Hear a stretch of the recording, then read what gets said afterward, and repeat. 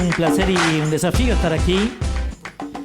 Yo soy físico de profesión. Esto quiere decir que alguien que está interesado en conocer sobre las leyes de la naturaleza, en lo macro y en lo micro, en lo que tiene que ver con el universo entero y lo que tiene que ver con lo más pequeño. En particular, a mí me interesa lo más pequeño, eso que tiene que ver del mundo de los átomos y de las moléculas. Allí es necesario aplicar una física que se llama física cuántica.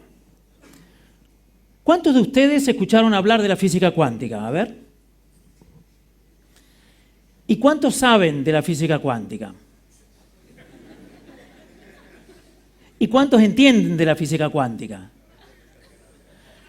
Bueno, en el mundo entero creo que no hay nadie que entienda de la física cuántica. Porque la realidad de la física cuántica es tan complicada, es tan distinta de lo que nosotros conocemos en el mundo ordinario, que solo podemos utilizar las reglas que conocemos que son válidas en ese mundo tan diferente al nuestro. En ese mundo ocurren cosas, ocurren fenómenos que llaman mucho la atención. Y yo quiero solo mostrarles algunos de estos ejemplos, como lo que se llama el experimento de la doble rendija. Si nosotros tenemos una partícula, que puede ser un electrón, que puede ser el núcleo de un átomo, como un protón, por ejemplo, y la enviamos y la hacemos pasar por dos rendijas, que son del tamaño de la partícula que sale, lo que veremos en una pantalla, cuando esa partícula choca contra la pantalla, el número de veces que choca la partícula contra la pantalla, nos indica a dónde ha ido a parar esa partícula. Lo que se verá en esa pantalla será como el resultado de si la partícula pasara simultáneamente por las dos rendijas. Es como si la partícula pasara por las dos rendijas. Si nosotros quisiéramos saber por cuál de las rendijas pasó, el experimento cambiaría totalmente. Ya no daría el mismo espectro sobre la pantalla que si no lo observáramos. Es como si ese mundo nos impidiera observar por dónde pasó esa partícula. Y si en lugar de dos rendijas tuviéramos más, las partículas pasarían por cada una de las rendijas que fueran posibles que pasara. Y lo que resultaría al final es prácticamente como si hubiera pasado por todas las rendijas. En el mundo de la cuántica no ocurre como en el mundo ordinario. En el mundo ordinario, si uno se mueve, hay un único camino prácticamente que uno puede seguir para pasar de un punto a otro, de un punto A a un punto B, decimos. Esto pasa en la escala de lo humano. Pero en la física cuántica, en realidad las partículas, cuando van de un punto A a un punto B, de un punto inicial a un punto final, en realidad es como si pasara por todos los caminos posibles. La partícula es como si siguiera simultáneamente todos los caminos posibles, aún aquellos caminos que retornan en el tiempo, van hacia adelante en el tiempo y vuelven. Si nosotros no consideráramos todos los caminos posibles, no podríamos reproducir lo que en realidad ocurre, no podríamos reproducir lo que medimos en los experimentos. Por tanto, es imprescindible que tengamos en cuenta todos los caminos. La física cuántica es apasionante. Es realmente algo que a mí me encantaría mucho de compartirles y más con ustedes. Pero en realidad lo que yo quiero compartirles ahora es una pequeña historia de cómo ha sido posible hacer nacer, crecer y llegar a competir a nivel internacional un grupo de jóvenes, un equipo de gente que sabe de física cuántica y que compite a nivel internacional. Desde un lugar tan alejado de los centros del conocimiento como es nuestra zona, nuestra región. Para ello tendría que irme un poquito para atrás, tendría que ir hacia el año 79. En esa época yo era un estudiante de ingeniería y me daba cuenta que la ingeniería no me terminaba de convencer, no era mi camino el que iba por allí. Entonces se me da la oportunidad de ir a rendir, ingresar a un instituto que está en el sur del país, un instituto de física de mucho prestigio. Ingreso y en ese lugar me doy cuenta que realmente la física era lo que a mí me apasionaba. Allí conocí la física en serio. Allí conocí algo que me ha apasionado y ha guiado mucho mi camino desde aquel momento. Sin embargo, ese no era el lugar. Yo no me sentía cómodo. Era como uno no se encuentra, no se ve estando allí mucho más tiempo. Por tanto, decidí regresar. y regresar a un lugar que en ese momento era inadecuado, porque era como Corrientes, era como un desierto para los científicos. Prácticamente no había nada. Sin embargo, sí se podía terminar la licenciatura, por tanto termino la licenciatura en física en Corrientes, y cuando intento hacer el paso siguiente, que era iniciar un doctorado, como para hacer investigación es necesario que alguien lo lleven de la mano, conseguir un director, en Corrientes no había, busco un director en Buenos Aires.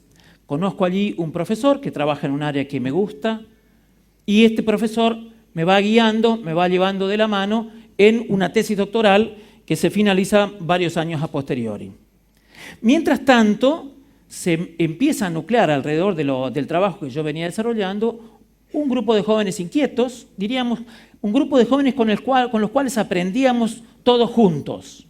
No sabíamos bien qué era esto de la investigación, pero aprovechábamos cada oportunidad que teníamos para que alguien que pasara por Buenos Aires, que estuviera en Buenos Aires o pasara por Buenos Aires, viniera y nos visitara. Nos visitaban profesores de Buenos Aires, nos visitaban científicos del exterior. Hasta hemos tenido charlas de algún científico que vino de Australia y nos dio dos conferencias, una en Resistencia y otra en Corrientes, en inglés, que en aquella época era una cosa bastante extraña.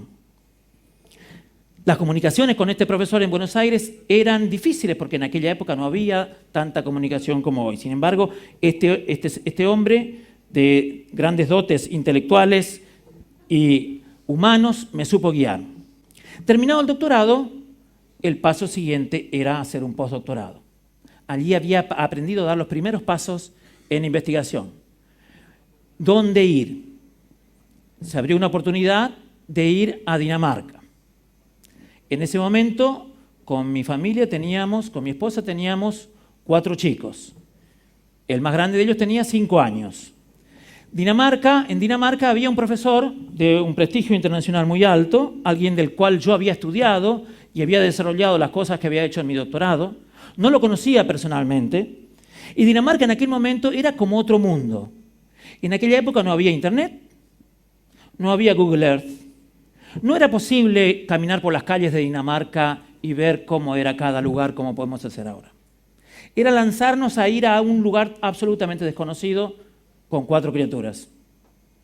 De modo que, tomada la decisión de seguir ese riesgo con mi esposa, nos lanzamos a viajar a Dinamarca, tuvimos que vender lo poco que teníamos para pagarnos los pasajes y llegar a este lugar desconocido.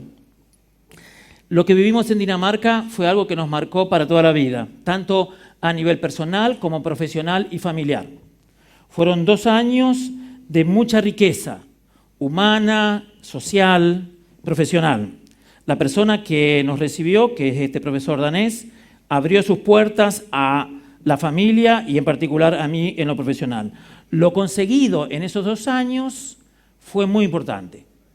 Encontré 2 o 3 problemas que pude resolver y que me abrieron muy rápidamente las puertas al mundo científico internacional. Tanto es así que luego del primer año de haber estado allí, me invitaron a dar una conferencia en la reunión anual de la Sociedad Danesa de Química.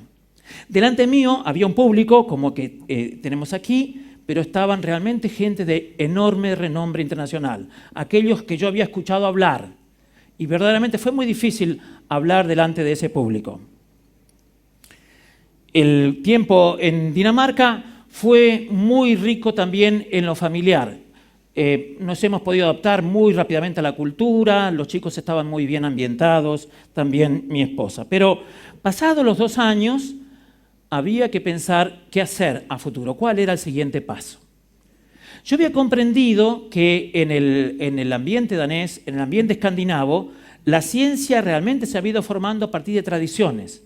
Se habían ido formando como escuelas de muchos años, generaciones de científicos que se habían ido pasando unos a otros el modo de construir ciencia.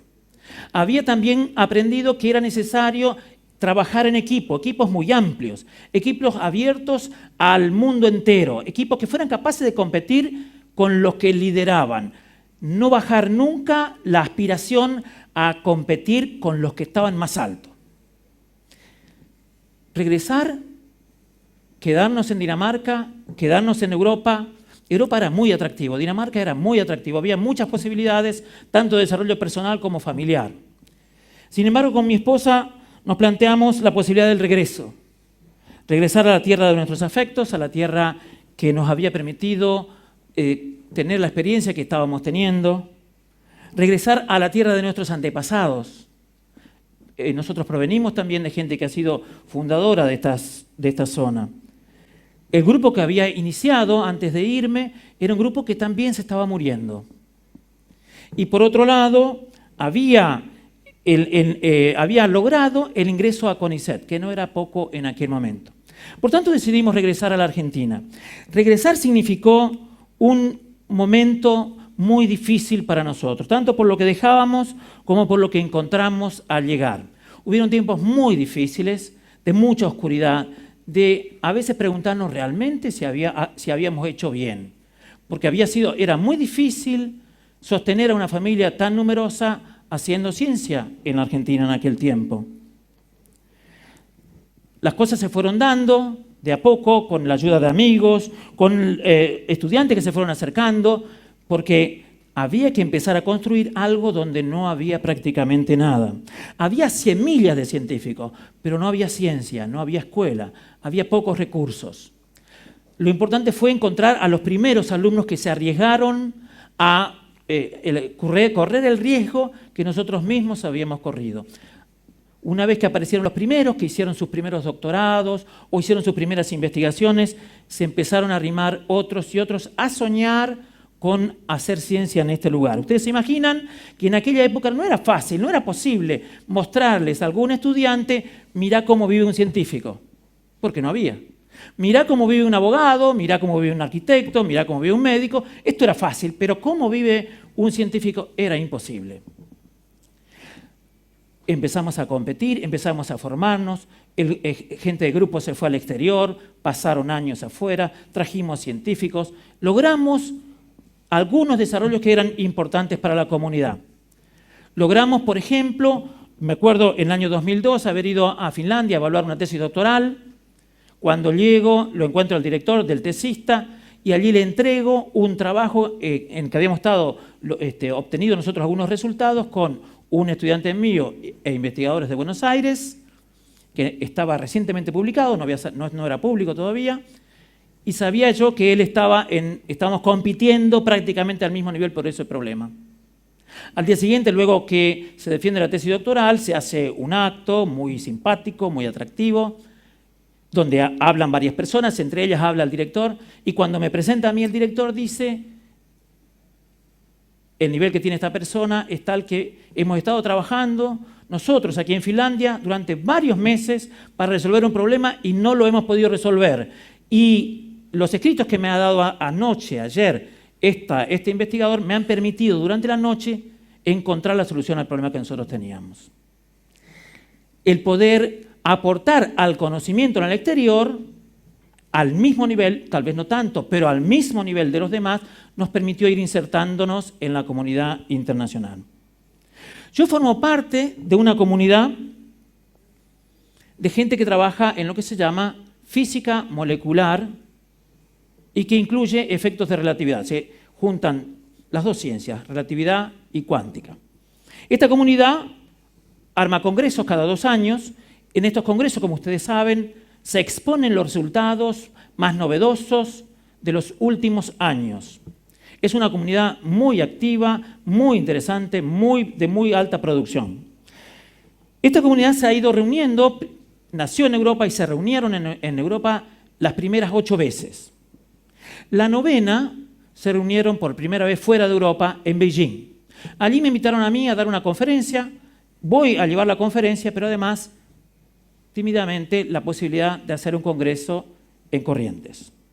Cuando me entero con quién competíamos para ver a dónde se hacía el próximo congreso, fuera de Asia y fuera de Europa, me entero que era alguien de Estados Unidos, un lugar muy prestigioso de Estados Unidos, por tanto pensé que las perspectivas eran muy malas. Tenía alguna posibilidad, pero muy bajas. Sin embargo, la comunidad cuando vota por Corrientes lo hizo casi masivamente. Y esto permitió que pudiéramos organizar en Corrientes un mundial, el Mundial de la Física Atómica y Molecular. Este mundial atrajo a científicos de todo el mundo. Vinieron más de 70 científicos, más de 35 de Europa y el resto de Rusia, Nueva Zelanda, el norte, digamos Estados Unidos y el resto de América. Se expusieron resultados muy impactantes. Lo que a mí me tocó más, o me tocó mucho, fue que estábamos compartiendo conocimiento de física atómica y molecular en corrientes. Y parecía que lo nuestro era muy alejado de la realidad. Sin embargo, la comunidad toda, a través de los medios, pero también donde nos encontrábamos, era como se sentía parte. Yo sentía como que éramos parte de la comunidad del pueblo de Corrientes haciendo esto que estábamos haciendo. Tanto es así que en una oportunidad me llaman al celular y me invitan a hacer un reportaje. Mientras espero que se haga el reportaje, me doy cuenta que en realidad iba a ser pasado dentro de un programa de fútbol. Iban a cortar un programa de fútbol para hablar de física atómica y molecular. Hicimos un mundial en Corrientes. Y esto ha significado para mí entender que los sueños que pudimos haber tenido un grupo pequeño de gente, de construir un grupo que pudiera competir a nivel internacional, partiendo de la nada, se había hecho realidad. El mundo a partir de ese momento conocía in situ a Corrientes. Yo, unas cosas que he aprendido fuerte de esto es decir, que uno debe dejarse guiar por lo que tiene en su interior. Hay una llamada que empieza a hacerse fuerte de a poquito y que empieza a indicarnos cuál es el camino que nos toca recorrer en esta vida. Un camino que en el principio no está claro, que pareciera a veces imposible, que tal vez no es para nosotros, pero que con el caminar uno empieza a darse cuenta que ese es el camino. Y sentido por dentro, ese es el camino a transitar. Y transitar muchas veces es transitar en el desierto, donde no hay nada. Construir desde cero. Pero construir desde cero es posible. Si uno lo hace con seriedad, con esfuerzo, con mucho trabajo y con mucha paciencia. Al menos eso es lo que nosotros pudimos experimentar en Corrientes, haciendo física atómica y molecular al mejor nivel internacional. Muchas gracias.